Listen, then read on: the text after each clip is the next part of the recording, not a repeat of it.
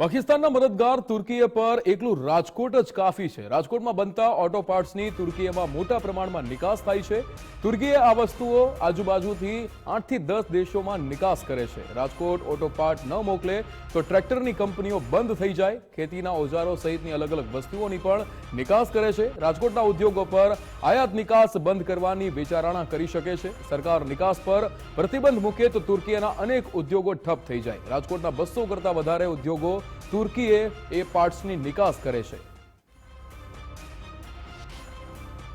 આતંકી હુમલો થયો ને ત્યારબાદ વળતો જવાબ સ્વરૂપે ભારતે ઓપરેશન સિંદૂર કર્યું અને ત્યારબાદ જે ઘર્ષણની પરિસ્થિતિ સર્જાઈ અને તેમાં જે તુર્કી દેશ છે કે જેની એક વાત સામે આવી છે તે તુર્કીના જે રાષ્ટ્રપતિ છે તૈયબ એર્દોગાન તેમના દ્વારા એવું પણ કહેવામાં આવ્યું હતું કે અમે દરેક પરિસ્થિતિની અંદર પાકિસ્તાન એટલે કે જે ભારતનો દુશ્મન દેશ છે તેની સાથે રહેશું। ત્યારે હવે સમગ્ર દેશની અંદર તુર્કીનું બોયકોટ છે તેનું કેમ્પેઇન ચાલી રહ્યું છે। ભારતના ટુરિઝમ ક્ષેત્રની અંદર પણ તુર્કીને ખૂબ જ મોટો ફટકો પડ્યો છે અને હવે જે ઇમ્પોર્ટ એક્સપોર્ટના વ્યવહાર છે તેમાં પણ તુર્કીઓને ફટકો પડે તેવી શક્યતાઓ છે। આપણી સાથે રાજકોટ એન્જિનિયરિંગ એસોસિએશનના પ્રમુખ છે નરેન્દ્રભાઈ। નરેન્દ્રભાઈ, ખાસ તો વ્યવહારો કઈ પ્રકારના છે ભારત અને તુર્કી વચ્ચે ઇમ્પોર્ટ એક્સપોર્ટ? ભારત અને તુર્કી વચ્ચે એન્જિનિયરિંગના વ્યવહારો ખૂબ જ મોટા છે। રાજકોટની ખૂબ જ મોટી બધી ઇન્ડસ્ટ્રીઝો બધી તુર્કીમાં સપ્લાય કરે છે, જેમાં mainly automotive component, agriculture product, tractor parts, food machinery, food technician machinery, chemical processing machine, આ બધા મશીન પાર્ટ્સના એટલા બધા પાર્ટ્સ અહીંયા એક્સપોર્ટ થાય છે કે તુર્કીને જો આ પાર્ટ્સ મળતા બંધ થઈ જાય તો તુર્કીની પણ હાલત નાજુક થઈ જાય અને એમના ઉદ્યોગોને પણ ખૂબ માઠી અસર પડે।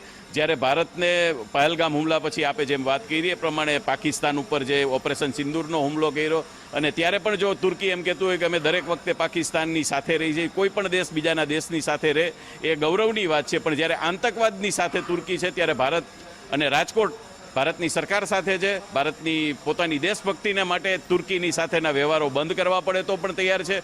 અન્ય વેપારી પણ આપણી સાથે છે। ખાસ કરીને રાજકોટની જો વાત કરવામાં આવે તો એન્જિનિયરિંગ એસોસિએશન અને એન્જિનિયરિંગ ઉદ્યોગનું હબ છે રાજકોટ અને કઈ પ્રકારે ચર્ચાઓ ચાલી છે ઉદ્યોગોની અંદર, વેપારીઓ વચ્ચે શું ચર્ચાઓ થઈ છે તુર્કીઓના બોયકટને લઈને?